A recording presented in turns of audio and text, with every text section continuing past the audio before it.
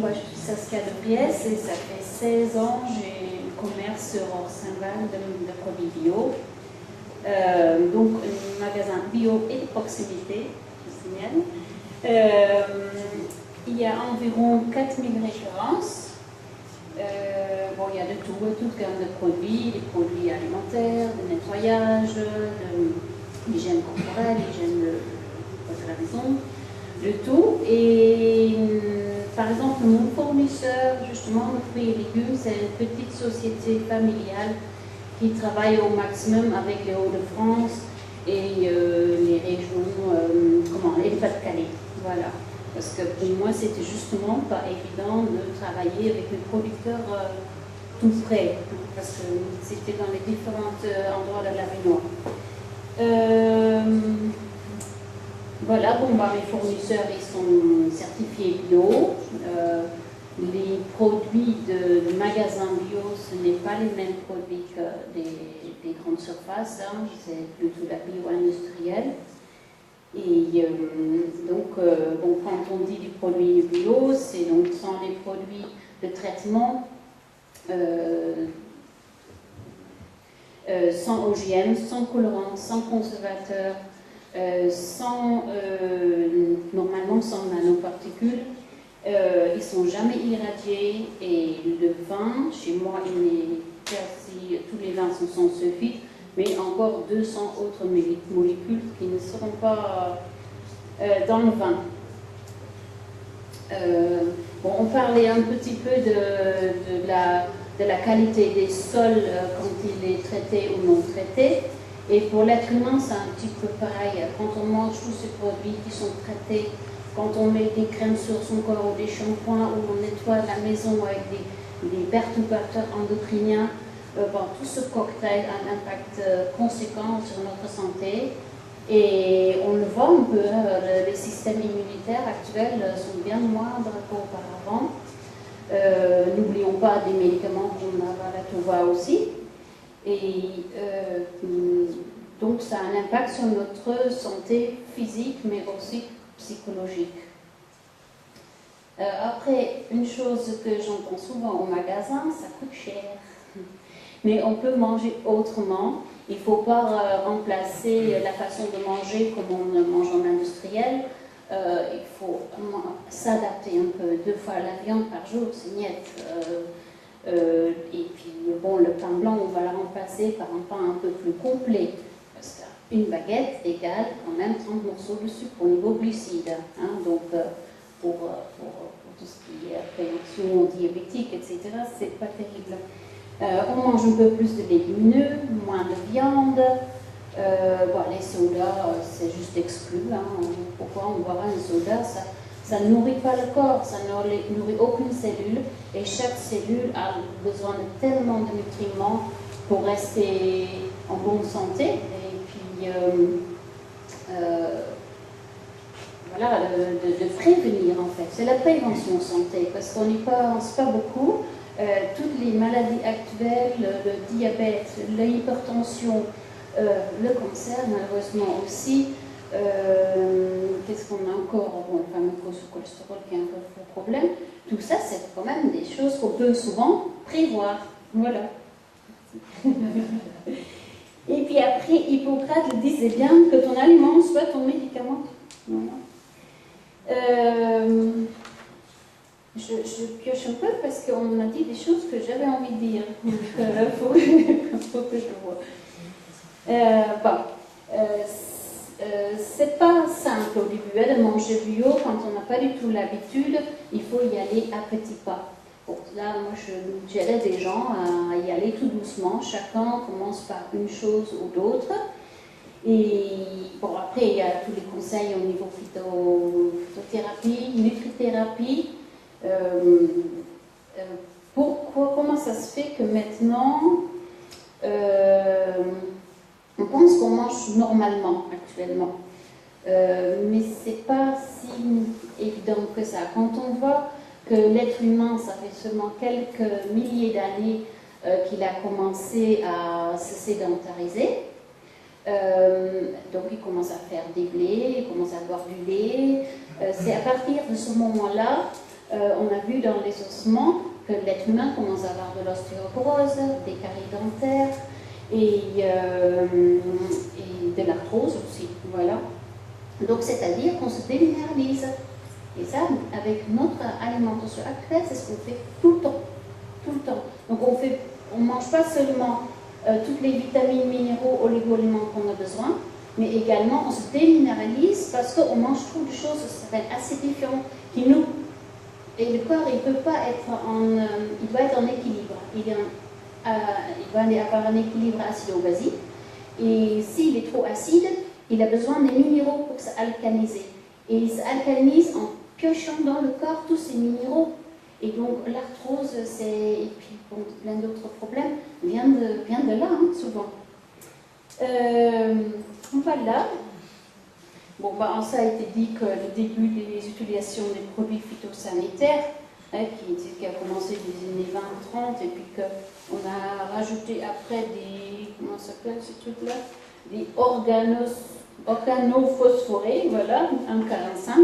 Et ça, c'était avec le développement de mise au point des gaz de Bourbon qu'on a aussi utilisé pour les chambres à gaz. Voilà. Je voudrais vous poser. Vous pouvez poser des petites questions si vous voulez. Il n'y a pas de questions.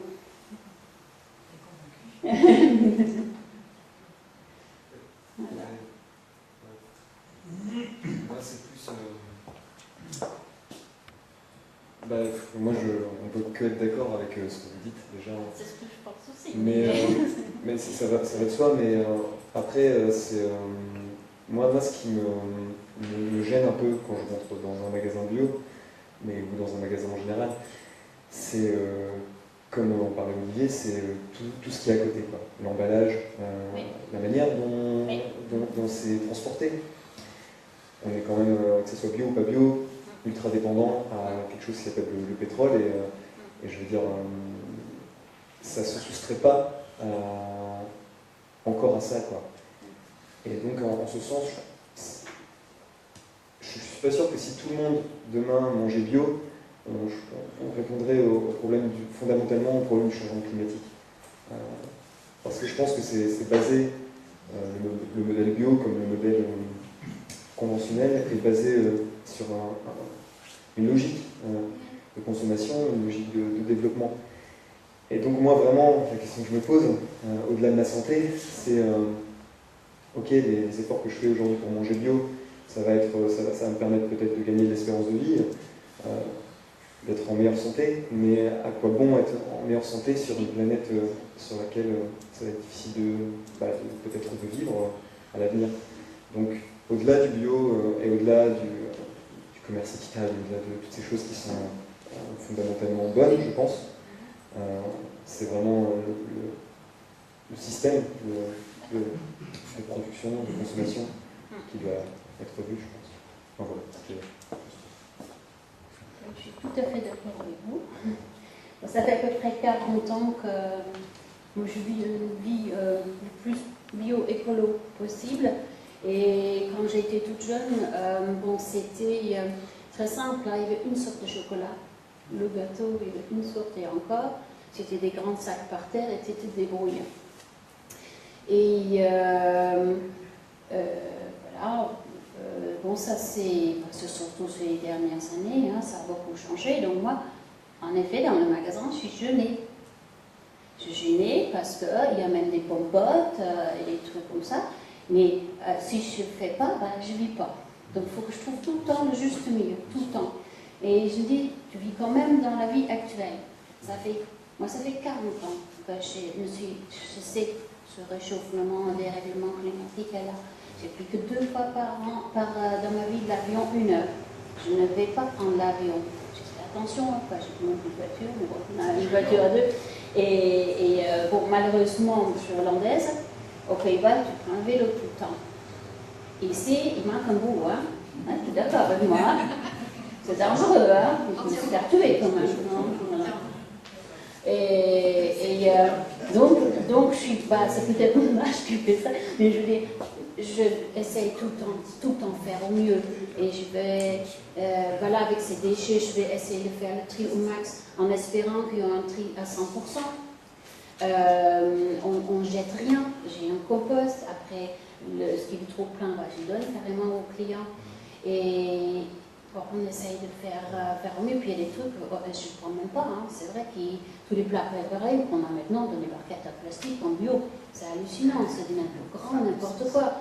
Mais après, je me dis aussi, les couples sont très occupés, tout le monde travaille, et voilà, de temps en temps, ça dépanne en même temps. Donc si on peut faire le tri correctement, pourquoi pas. Et j'ai fait, là, c'était, avant c'était aussi, c'était très très simple, là, je ne mangeais pas des trucs exotiques du tout. Maintenant, bon, il y a la banane, il y a les oranges, et puis là, on rentre dans la période en plus où plus personne n'a trop envie de chou. Bon, qu'est-ce que je fais? Donc, bon, quelques années, je me suis autorisée 2 mois de triche. Voilà. Tant pis. Tant pis. Parce que sinon, je ne vis pas, parce qu'avec les grandes surfaces qui font, eux, la bio-industrielle, bah, je ne peux pas, même si je voudrais. Et si demain, les habitants d'Orsainval, viennent, ceux qui viennent de chez vous, s'il y en a plus qui viennent avec des bocaux, ou avec des sachets, ça, c'est ça. Par exemple, bon, le vrac, je vais vous expliquer. C'est parce qu'ils ne viennent pas. Ça fait 15 ans que je me bats, que les gens ramènent déjà les sachets, les sachets des fruits et légumes, qui ramènent leur petit bocal pour les olives que j'ai en vrac. Je suis un petit magasin. Il faut que ça aille très vite. Il y a aussi des règles d'hygiène à respecter. Il y a des choses qu'on ne peut pas faire en vrac. Et d'autre part, il y a quand même des trucs de 25 kilos. L'été, il faut que je mette dans un truc frais, donc il faut que je fasse tourner un truc frais. Il faut acheter des trucs des conditionnements comment ça s'appelle, en plexi. C'est en contact de plexi, c'est en contact avec l'air. Donc il faut que ça aille vite, il faut que ce soit propre. Et puis il faut que les gens ramènent le sachet. Parce que si c'est pour donner des sachets, et l'autre jour j'ai vu vraiment le coup, c'est un sachet en papier avec du plastique derrière. Voilà, n'importe quoi. Moi, j'arrête pas de râler sur mes fournisseurs. Hein. Double emballage, attention, un carton comme ça, t'as un petit bout de comme ça dedans. Maintenant, c'est ma partie. Hein. Je peux écœurer par des moments. Mais je fais au mieux. Et si tout le monde fait au mieux, pour tout. Il faut être raisonnable. Après, c'est tant pis, on est mal parti. Mais bon, ça fait très très longtemps, on n'a pas réagi, c'est tout. De manière générale, ce qu'il faut absolument avoir en tête, c'est que chacun à nos niveaux puissions évoluer, avancer, faire mieux. Alors j'ai une petite truc, j'ai attendu dernièrement, je ne vais même pas prendre. Bon, les poils à Tefal, on sait que c'est mauvais pour notre santé, mais c'est surtout très mauvais pour la nature parce qu'on ne peut rien faire avec. On l'enfuit sous terre, c'est tout. On ne peut rien faire avec, c'est comme des déchets nucléaires, on ne sait pas quoi faire avec. Donc on peut très bien cuisiner sans poil au Tefal, ça fait des années, toujours que je fais ça, et c'est bien possible. J'ai une petite phrase pour la fin, parce que je travaille celui-là. Il y a des questions d'abord, peut-être encore. Quelle différence vous faites entre les producteurs bio-industriels et les beaux producteurs avant? Parce que là, actuellement, on est débordé de producteurs. Oui, c'est ça. Parce que vous continuez de recevoir tous à la maison. Et on est débordé par le bio. Alors tout le monde dit, ouais, ça a été rapide, parce qu'il y a de l'argent à gagner maintenant. Alors quelle est la différence entre votre bio et déjà, je vous ai dit, au niveau des fruits et légumes, c'est un grossiste qui essaie de travailler quand même au maximum avec les Hauts-de-France. Après, mes céréales, pâtes, qu'est-ce qu'ils font encore? Ils font d'autres mélanges. Eux, c'est la société en tant que telle qui est équitable et qu'ils ont leur propre laboratoire encore pour vérifier qu'il n'y a pas de résidus. Ils disent, mais nous, nos producteurs sont des locaux. Ils mettent les photos des producteurs. Oui. Allez voir vous-même. Enfin, ou même, ça c'est du blabla. Mais voilà, non, mais C'est du blabla. le consommateur actuel ne peut Ouais. pas s'y retrouver. Oui. Moi, personnellement, Oui, je sais. Votre commerce depuis pas mal d'années maintenant. Hein, et c'est vrai qu'avec justement tous ces grands groupes, Auchan, Carrefour, Lidl, Aldi, maintenant aussi Cinet, on a du bio. Après, c'est aussi une question de... Mais là maintenant, Après, les grandes surfaces, bon, ils leur marche aussi. Donc, souvent, il y a aussi la qualité nutritive qui est quand même bien réelle chez moi. Dans les magasins, dans les grandes surfaces, c'est la rentabilité. Donc, souvent, il y a plus de flotte, plus de gras, plus de sucre. Et comment dire, on ne regarde pas forcément la qualité de nos produits. Hein. De l'olive, si c'est vraiment de l'olive, pour faire de l'huile, par exemple. Peut-être Et aussi d'autres. regardez les deux petites lettres en dessous du cible bio, qui rappellent où est-ce que, si c'est du bio qui vient de l'autre bout de l'Europe, ou si c'est du bio français. Et ça, déjà là, je pense qu'il y a moyen de faire un tri dans les produits bio, en fait. Il manque plein de produits. Hein, mais après, par exemple, j'ai des graines de courge. Ça coûte 3 fois rien quand ça vient de Chine. Je prends le autrichien, parce qu'en France, il n'y en a pas. En autrichien, il reste là. Hein. Pourtant, il est meilleur au goût, il est meilleur plus cher, mais... et le quinoa français, qui est 2 fois plus cher, moins de goût. Après, en Bolivie, c'est un commerce équitable en même temps. Donc, c'est bien. Donc, c'est plein de choses. On peut être très strict, mais je ne veux plus être trop intégriste parce qu'on est dans le monde qu'on vit et c'est chacun, qu'on ne mange pas ses déchets n'importe où, qu'on consomme bio, qu'on ne fait pas du gaspillage. Parce qu'il faut savoir que dans le monde, on mange énormément. Il n'y a pas que le bio non plus. Hein. Il y a aussi les producteurs locaux, les ANAP, qui ne sont pas forcément reconnus comme bio, mais qui font également de très bons légumes. Je suis désolée, je ne peux pas. Moi, je ne peux pas les prendre au magasin, par exemple. Les AMAP de la région, oui. Moi je fais partie d'une AMAP, oui. On n'est pas bio parce que le label bio ça s'achète, les graines bio s'achètent, elles sont très chères. D'ailleurs, je peux vous donner des petits noms pour acheter vos graines de jardin. On produit bio, mais voilà, c'est pas forcément... Ah non, on peut, si, vous savez, il faut être réglo. Parce que des gens qui ne font pas le contrôle bio, ils peuvent dire ce qu'ils veulent. Et vraiment, croyez-moi, sur le secteur, il y a des tricheurs. Oui, bien sûr. Mais ce que M. Puit voulait dire, c'est que au-delà de la production biologique et la localité,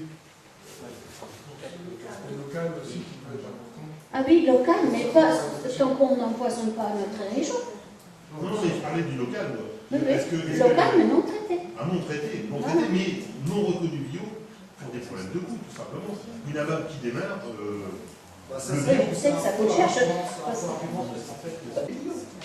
Parce que vous savez qu'il y a, l'agriculteur, il y a le transformateur, il y a le grossiste ou distributeur, et il y a Bibi. On paye tous pour faire du bio. Et c'est vrai que c'est pas donné. Hein. On paye tous. Et tu as aussi ta marge qui va faire que tu dois vivre aussi. Non, mais je paye aussi pour faire du bio. Hein. J'ai mon certificat. Et quand les gens disent ah oui, je suis bio, il y en a, sur les marchés, etc., on demande donnez-moi votre certificat. Voilà, ça doit être... Quand tu fais un marché, tu dois afficher combien, tu dois estampiller. Non, un certificat. Tout le monde me l'a attrapé. Récemment, j'ai encore eu affaire avec quelqu'un comme ça qui a partout marqué ABAB et il n'était pas. C'est répression des fraudes et puis zou. Ah oui, mais bon, il n'était pas là. Moi, j'étais là. Vous connaissez Cocopelli? Non.